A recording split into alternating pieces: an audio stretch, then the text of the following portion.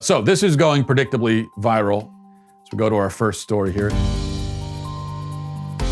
It's footage of a mom at a playground in Idaho arrested for being on the playground with her kids. Doesn't sound like a nice guy. Because you guys aren't listening. I just told you exit the playground area. It's But easy. we're not trespassing. Are you gonna now cite everyone for not social distancing over here? Ma'am. Are you going to arrest people for not social You distancing? have 5 seconds. 3. Arrest me for being a depart. Do it. Record it. Okay, this is not. Officer, you don't want to do that. Officer, you don't. You're being detained right now. Am I being arrested or detained? Am I arrested or detained? Someone call Idaho Freedom Foundation right now and get them on the phone. Call now. I'm recording. Someone else call. Okay, can you call? Her kids are here. That, again, is in Idaho, where there have been less than 2,000 confirmed or probable cases, as the idaho.gov website puts it, and about 50 deaths.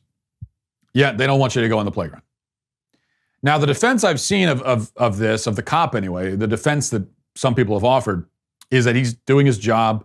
He didn't make the rule.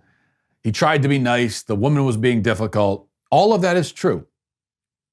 But what happens, let's say, if all or most of the cops in a department just said to stand up and say, we're not going to enforce these kinds of rules? Okay, we're not going to go and put a mother in handcuffs for having her kid on a swing. What if the cops say that? Are they going to fire all the cops in the town? I think what we need is police officers to step up here, do the brave thing in these cases, and simply refuse to enforce policies like this. Because as we know, following orders is not always a sufficient excuse. Number 2, here's a fascinating case. Speaking of kids, on playgrounds and elsewhere, this is interesting. From The Guardian, reading now from The Guardian, says a 9-year-old boy who contracted COVID-19 in eastern France did not pass the virus on despite coming into contact with more than 170 people, according to research that suggests children may not be major spreaders of the virus. The boy was among a cluster of cases linked to Steve Walsh, the businessman who became the first person in Britain to test positive for coronavirus after attending a sales conference in Singapore in January. Walsh, no relation, by the way, unwittingly, as far as I know, but who knows, passed the infection on when he joined 10 British adults and a family of 5 at a chalet in the ski resort, region. It goes on from there. But anyway, the point is, just summarizing, we don't need all the details. This was a young child, showed mild symptoms. Okay, he wasn't very sick. Came in contact with 170 people, didn't pass it on to anybody, apparently. Now, this is just one case, but it is very interesting. And if it holds true, then this would mean that we already know that kids are not personally affected by this very, very much or very often. And if they also are not likely to spread the virus, then you have to start to wonder, why are the schools still closed? Why are the playgrounds closed, right? Number 3, I hope you're ready to be severely creeped out, because here's a poll that was posted by Morning Joe and MSNBC. They posted a poll. The poll question: should non-essential workers be allowed to move freely outside? Results: 75% of the respondents to the poll say no, they should not. How much of a bootlicking submissive do you have to be to say no to that question? Should they be allowed to move freely outside if they're non-essential? What an absolutely creepy question. Everything about that. It's not even just, should non-essential workers be allowed to go to work? Saying no to that, in my view, is bad enough. Now they're saying, should they be able to move freely outside? No.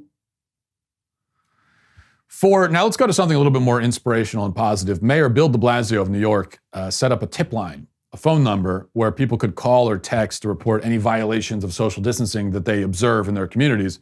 A snitch line, basically, for godforsaken tattletales. That's not the inspirational part. The inspirational part is that people really stepped up to the plate, did the right thing, and flooded the tip line with obscene pictures and prank calls. Beautiful.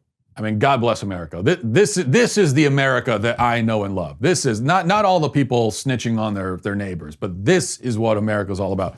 So reading from the Daily Wire says, the New York Post reports that New Yorkers and other assorted de Blasio critics flooded his new tip line with crank complaints, including photos of genitalia and people flipping the bird, photos of extended middle fingers, the mayor dropping the Staten Island groundhog, and news coverage of him going to the gym have all been texted to a special tip line that de Blasio announced Saturday, according to screenshots posted to Twitter. The outlet adds that it is not immediately clear whether the offending texters all live in New York. Some of the mayor's detractors took particular delight in reporting de Blasio himself to the tip line, especially given that the New York mayor dragged his feet in instituting shelter-in-place orders and so on. And he was, like they say, he was going to the gym. He's driving whatever it is, 12 miles to go to walk in a park. So it looks like he was the main one reported to his own tip line. Beautiful stuff.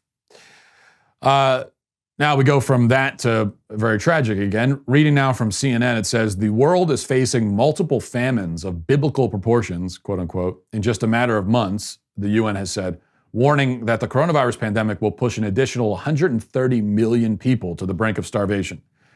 Famines could take hold in about 36 countries in a worst-case scenario. The executive director of the World Food Program said 10 of those countries already have more than 1 million people on the verge of starvation.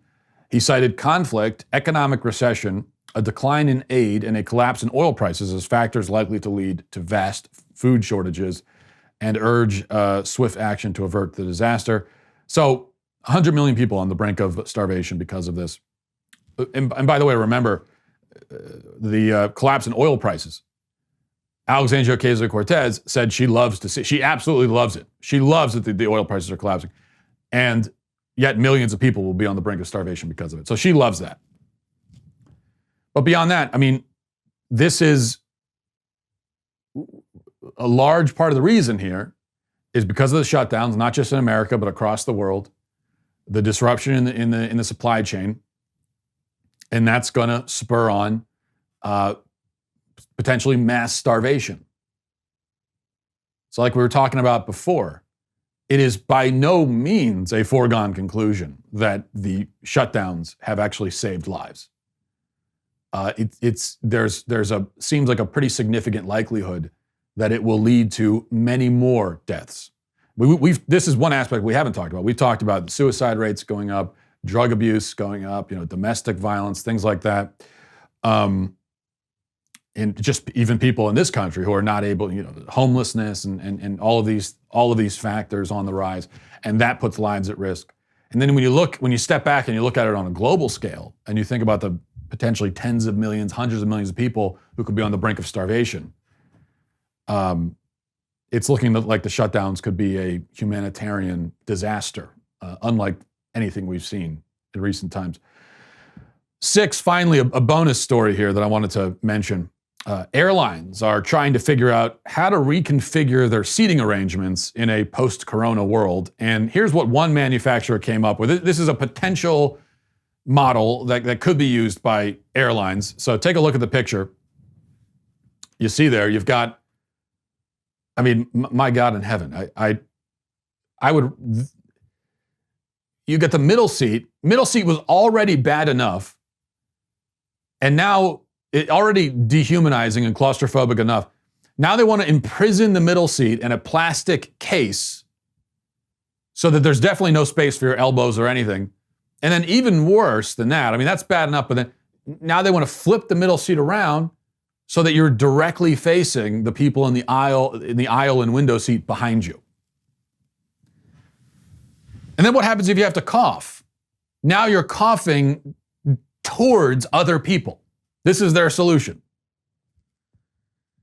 Now, I would say that at least this works out if you're on an aisle or a window seat, because then the person next to you is encased in glass. So that would avoid, you think, okay, that's going to avoid unwanted conversation, which is great. But the problem is that the middle seat in front of you, now you've got their dumb face looking at you for the entire flight. So this is going to mean that the most coveted seat on the entire plane will be the window seat at the very front of the plane, Because now you've got the privacy because you got the glass case on one side, you've got the window on the other. No one's talking to you, no one can. And then there's nobody in front of you facing you. So that's gonna be a very coveted seat. There's gonna be violence, riots over that seat. Thank you for tuning into the Daily Wire, one of the fastest growing conservative media outlets in the entire country. If you enjoyed this video, be sure to give it a like and a subscribe to our YouTube channel so you don't miss out on any of our content.